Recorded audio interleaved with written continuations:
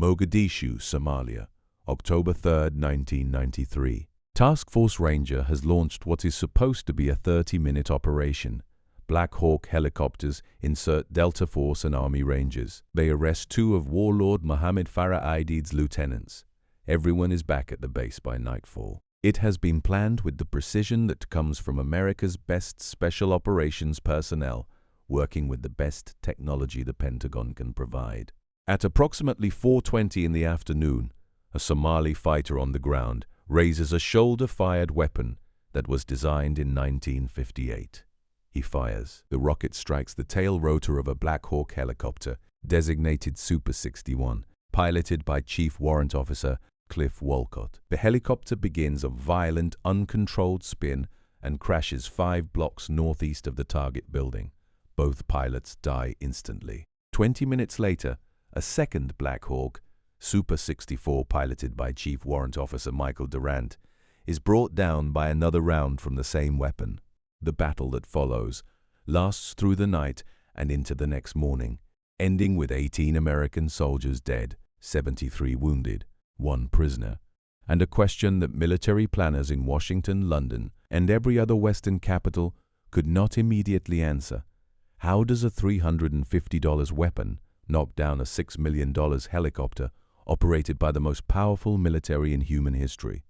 The answer to that question is not simply about a single weapon. It is about a design philosophy that the Soviet Union got profoundly right in 1958 and that 65 years of subsequent warfare have never been able to make obsolete, because the conditions that make the RPG-7 effective have never changed, and arguably never can. The RPG-7 is correctly named Ruknoy Protivotankovy Granatomet, handheld anti-tank grenade launcher, and the English backronym rocket-propelled grenade, universally used, is not a literal translation. That distinction matters because the weapon's architecture is not quite what popular culture suggests.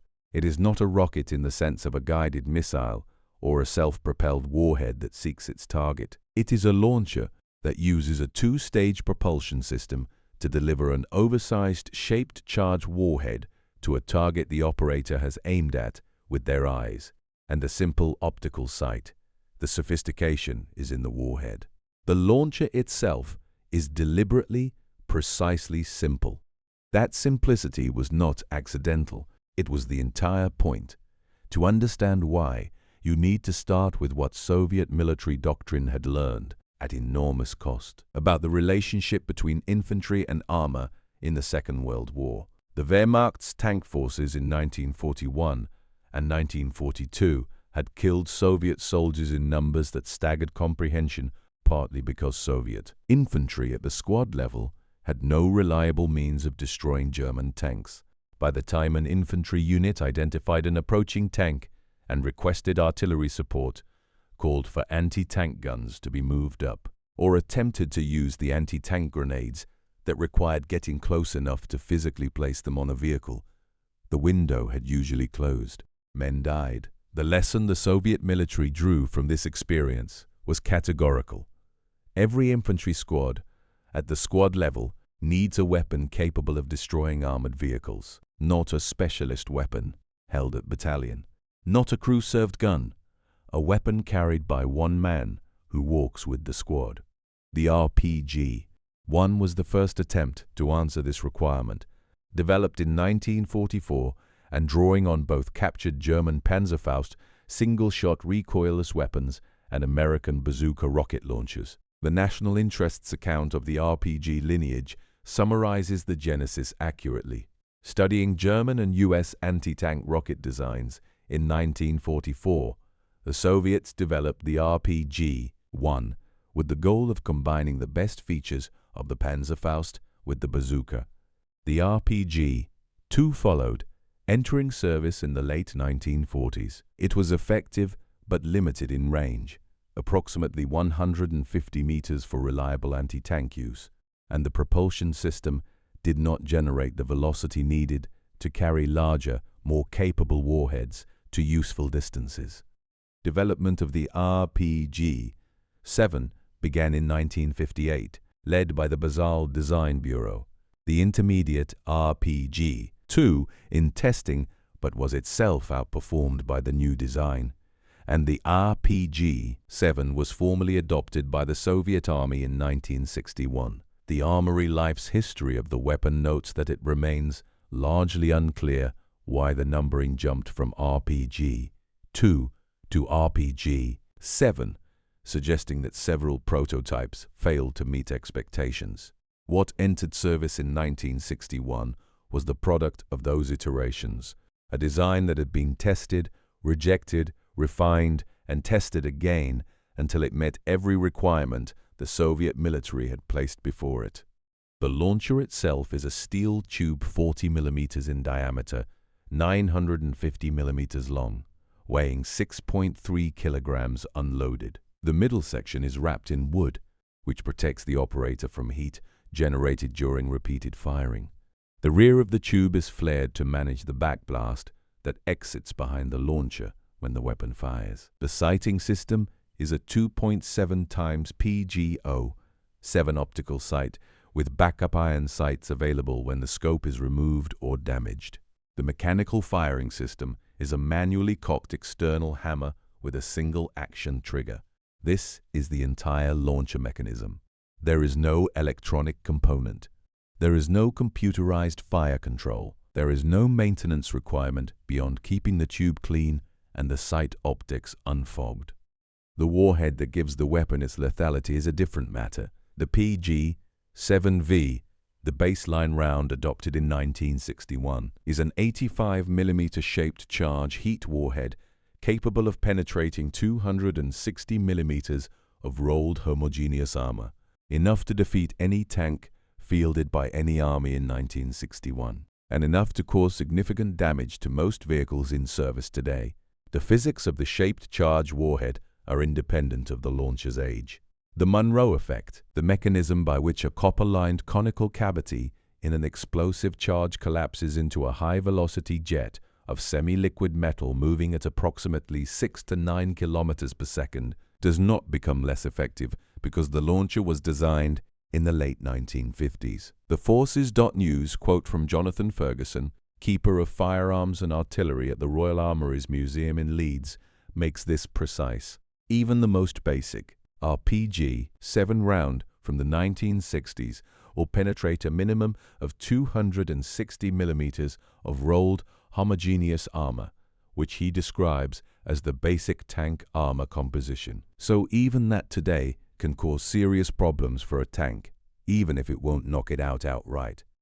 The two-stage launch sequence is the engineering detail that separates the RPG-7 from its predecessors and from the disposable single-shot launchers Western nations were simultaneously developing. When the operator fires, a small strip powder charge, the booster, propels the grenade out of the tube at approximately 117 meters per second. The backblast from this initial charge exits rearward, and the design accounts for this so effectively that the U.S. Army's TRADOC Bulletin 3U on the RPG-7, published in 1977 and cited in the weapons Wikipedia documentation, provides anecdotal evidence that the RPG-7 has been fired from within buildings, with only a 2-meter standoff to a rear obstruction needed for safe indoor use. At approximately 11 meters from the launch point, the sustainer rocket ignites, accelerating the grenade to its maximum flight velocity of 294 meters per second. The stabilizer fins,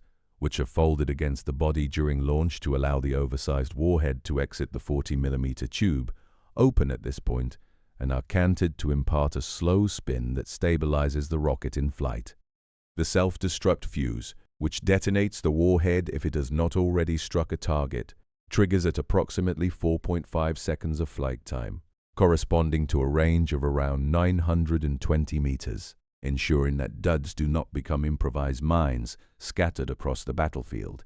The effective anti-armor range with the original PG-7V warhead is 330 meters, with the understanding that hit probability decreases significantly beyond that distance due to the weapon's sensitivity to crosswind. The Military.com guide to how the RPG works, notes this limitation directly. In winds greater than 7 miles per hour, a gunner cannot expect to hit more than 50% of the time beyond 180 meters. The weapon demands an operator who can judge range, account for wind, and absorb the basic recoil management that comes from firing 6 kilograms of launcher, generating significant backblast. None of this requires specialized technical training. Soviet doctrine assigned 1 RPG-7 per motorized rifle squad and expected any soldier in that squad to be capable of operating it after a basic instruction period.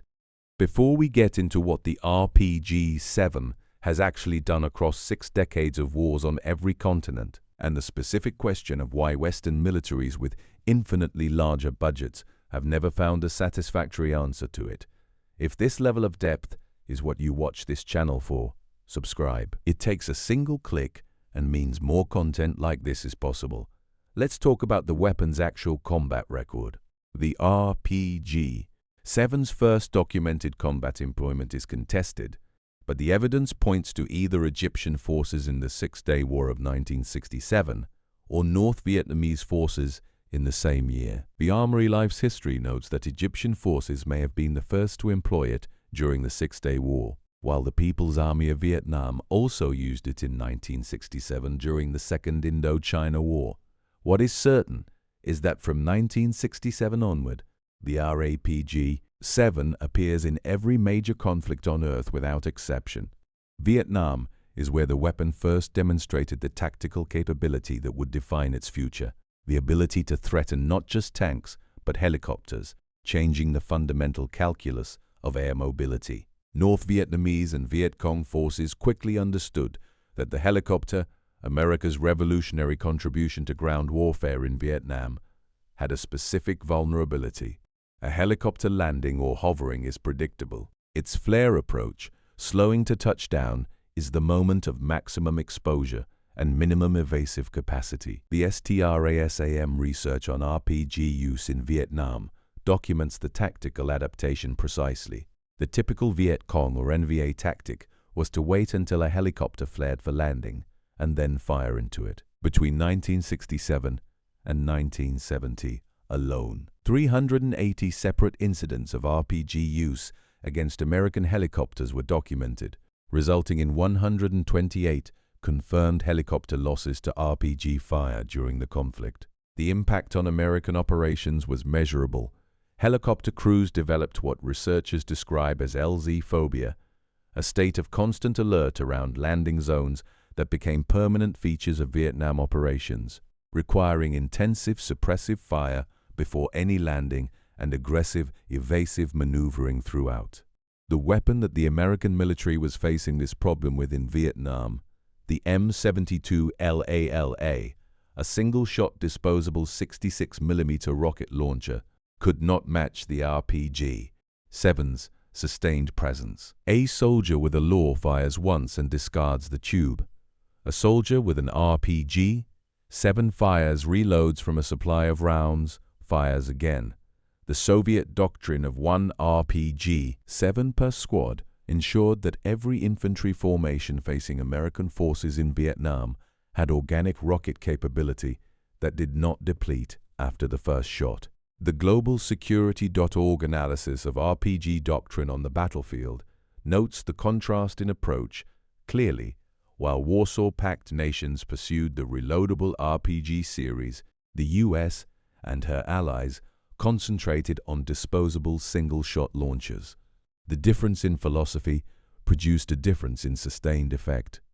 The Soviet-Afghan War from 1979 to 1989 produced the most extensively documented case study of the RPG-7 in asymmetric warfare, and it is the case study with the sharpest irony because the weapon that the Soviet Union had designed and distributed worldwide was now being used with devastating effect against Soviet soldiers. The Mujahideen received RPG-7s through American CIA supply channels, Chinese manufacturers, and captured Soviet stocks, and they employed the weapon in tactics that adapted its limitations into advantages. The Global Security.org analysis of RPG use in Afghanistan notes that Soviet forces tried to stay at least 300 meters from Mujahideen positions, outside effective RPG range, while the Mujahideen tried to close to effective range, where the rockets blast and the terrain's restrictive terrain channeling forced close-range engagements. Mujahideen hunter-killer teams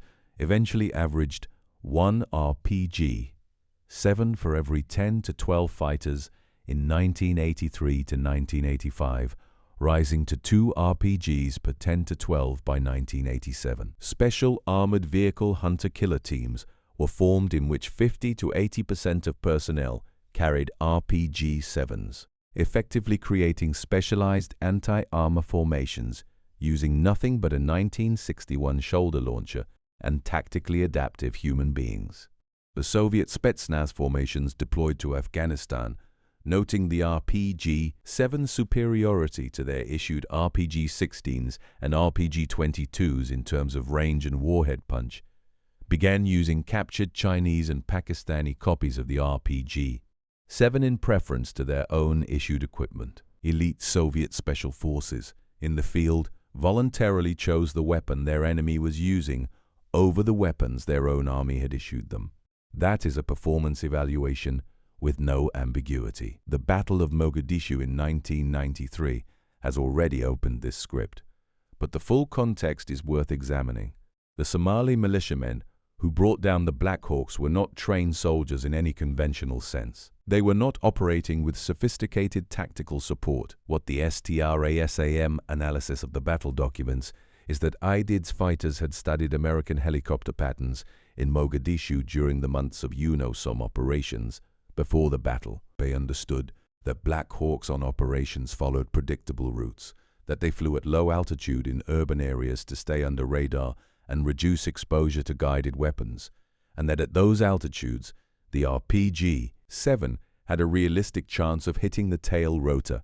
Wet leather pieces were placed behind the launchers by some fighters to conceal the rocket's launch signature from the Americans' night vision and thermal observation. The battle was not a lucky strike. It was the product of human tactical intelligence applied to a weapon that was available, simple, and sufficiently capable. The aftermath shaped American military doctrine for a decade. The incident in Mogadishu created what researchers describe as a Somali syndrome, an overcautious approach to helicopter use in urban areas that persisted through subsequent American operations. Helicopter flight altitudes in urban operations were raised, increasing fuel consumption and reducing payload. Standard operating procedures were modified to require greater altitude margins in RPG threat environments. The helicopter had not become obsolete. It had become more expensive to operate in environments where a $350 weapon was present. In Afghanistan, from 2001 to 2009, the pattern documented by author Gordon Rotman and cited in the National Interests account of the RPG's record shows the scale of the problem's continuation. 7 out of 8 U.S. Army helicopters shot down in Afghanistan during that period were downed with RPGs. Over the full course of the Afghan and Iraq wars, estimates cited by the Trench Art Analysis suggest the United States lost up to 100 aircraft to RPG fire across both theaters, with the majority damaged beyond repair rather than destroyed outright in the air. August 6, 2011, produced the single worst day of the war in Afghanistan, a CH-47 Chinook helicopter with the call sign Extortion 17, carrying 30 American service members, including 17 Navy SEALs. 5 other naval special warfare personnel, Army soldiers, Air Force personnel, an interpreter, and Afghan commandos were shot down by a Taliban fighter with an RPG as it approached a landing zone in the Tangi Valley. All 38 people on board were killed. The Smithsonian's account of Extortion 17 quotes the official investigative conclusion directly. A Taliban fighter shot the helicopter out of the sky with a rocket-propelled grenade. It was the single greatest loss of American life in the Afghan war. A $350 weapon with a design from 1958 killed 38 people in a single engagement. The warhead evolution that has kept the RPG 7 relevant against improving armor deserves specific examination because it reveals the weapon's most important design characteristic. It is not a fixed system, but an open-ended platform. The original PG-7V of 1961 penetrated 260 millimeters of rolled homogeneous armor. The PG-7VM of approximately 1969 improved this to 300 millimeters. The PG-7VS of approximately 1972 reached 400 millimeters. The PG-7VL of 1977, an improved 93 millimeter warhead, achieved 500 millimeters of penetration and could additionally punch through 1.1 meters of reinforced concrete or 1.5 meters of brick, transforming the weapon's utility in urban warfare from an anti-armor tool into a general building clearance weapon. The PG-7VR, the tandem warhead, introduced in approximately 1988, addressed the development of explosive reactive armor, the blocks of explosive panels that modern tanks fit to their exteriors specifically to defeat shape-charge warheads. The PG-7VR uses a 64 millimeter precursor charge to detonate the reactive armor panel prematurely, followed microseconds later by a 105 millimeter main charge that hits the exposed base armor through the gap the precursor has blown. The TBG-7V thermobaric round, also from approximately 1988, contains a 105 millimeter fuel-air warhead designed for anti-personnel use and urban combat. It fills enclosed spaces with an aerosol cloud and detonates, creating an overpressure wave that kills anyone in the space without requiring direct fragmentation hits. The launcher that fires all of these has not fundamentally changed since 1961. The 40 millimeter tube, the external hammer, the PGO-7 sight, the wooden heat shield, the flared backblast reducer. These are the components that entered service with the Soviet Army 65 years ago, and that are still entering service with armies and non-state forces today. The platform is constant, the capability is not. Every warhead development expands what a soldier carrying that 6-kilogram tube can kill, without requiring any change to the training or logistics that support the launcher itself. This is the design insight that the West took decades to understand and has still not fully replicated. When the United States was developing its squad anti-armor capability in the 1960s and 1970s, the focus was on disposable single-shot launchers, the M72LAL, later the AT-4, later the M136. These weapons are in some respects more accurate and more sophisticated than the RPG-7. They are also consumed on first use. An infantry unit that fires its LAL or AT-4 no longer has that capability until resupply. An infantry unit that fires its RPG-7 retains the capability for as long as it has rounds, and rounds for the RPG-7 are available from 9 manufacturing countries at a unit cost that makes mass supply straightforward, even for non-state actors. The proliferation numbers confirm the consequence of this.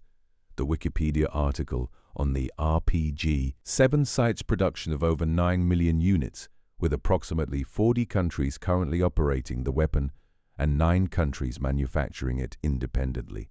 The manufacturers are not just Russia. They are China, Bulgaria, Romania, Iran, Iraq, Pakistan, nations whose relationship to Western-aligned military technology ranges from adversarial to completely hostile. The GlobalSecurity.org analysis by U.S. Army Foreign Military Studies Office analyst Lester Grau, drawing on decades of conflict observation, summarizes the result with the directness of someone who has studied the weapon from the receiving end.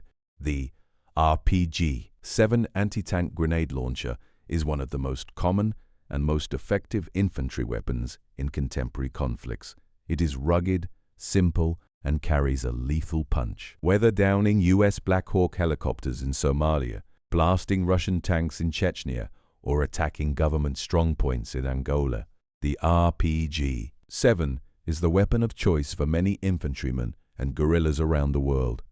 The conflicts that sentence lists are not even close to comprehensive. The Armory Life's conflict record for the RPG-7 includes the Vietnam War, the Portuguese Colonial War, the Rhodesian Bush War, the Six-Day War, the Yom Kippur War, the Soviet-Afghan War, the Iran-Iraq War, the Gulf War, the Yugoslav Wars, both Chechen Wars, the Somali Civil War, the Iraq War, the war in Afghanistan, the Syrian Civil War, and every regional conflict in Africa and the Middle East across the same period. The IRA used RPG-7s against British Army observation posts and bases in Northern Ireland from 1969 to 2005. The German Red Army faction used one in an attempted assassination of an American general. Hamas used them in Gaza. Hezbollah used them in Lebanon, where one struck a Merkava main battle tank in 2006. The Islamic State used them extensively in Syria and Iraq. The weapon that the title calls obsolete has appeared in more conflicts since it was declared obsolete than most weapons appear in during their entire service lives. The reason it cannot be made obsolete comes back to the question this script opened with. How does a $350 weapon defeat a $6 million helicopter? The answer is that the $350 price is not incidental to the weapon's effectiveness. It is the mechanism of its effectiveness. A weapon that costs $350 to produce can be purchased, stockpiled, distributed, and placed in the hands of combatants faster than any countermeasure can be developed and deployed against it. A weapon that any literate person can learn to operate in a matter of hours does not require the military training infrastructure that Western armies assume their opponents will lack.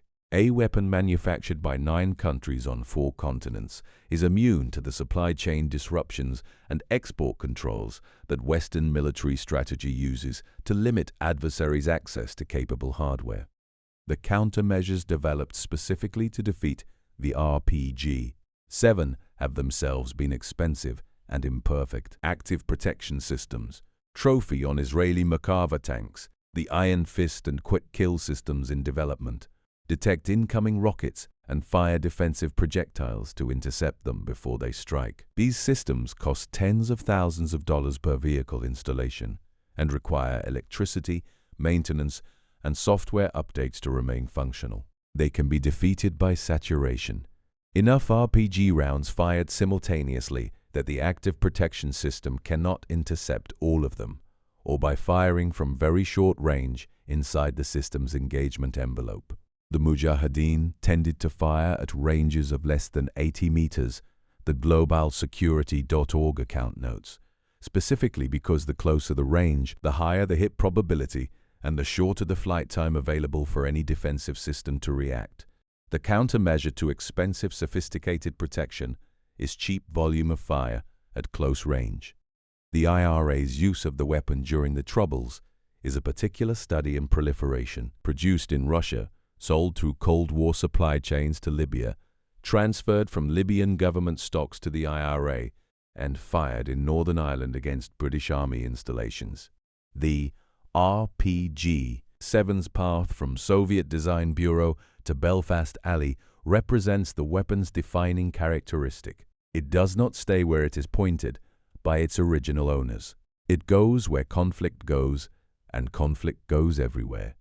65 years after it entered Soviet service, the RPG-7 is on the front lines in Ukraine, used by both Russian and Ukrainian forces as it has been used in every major conflict since 1967. A manufacturer in the United States, Airtronic USA, developed a modernized variant designated PSRL-1, Precision Shoulder Fire Rocket Launcher, and has supplied it to Ukrainian forces. A weapon of Soviet Cold War origin, built in America to American standards, being supplied to Ukraine to be fired at Russian armored vehicles.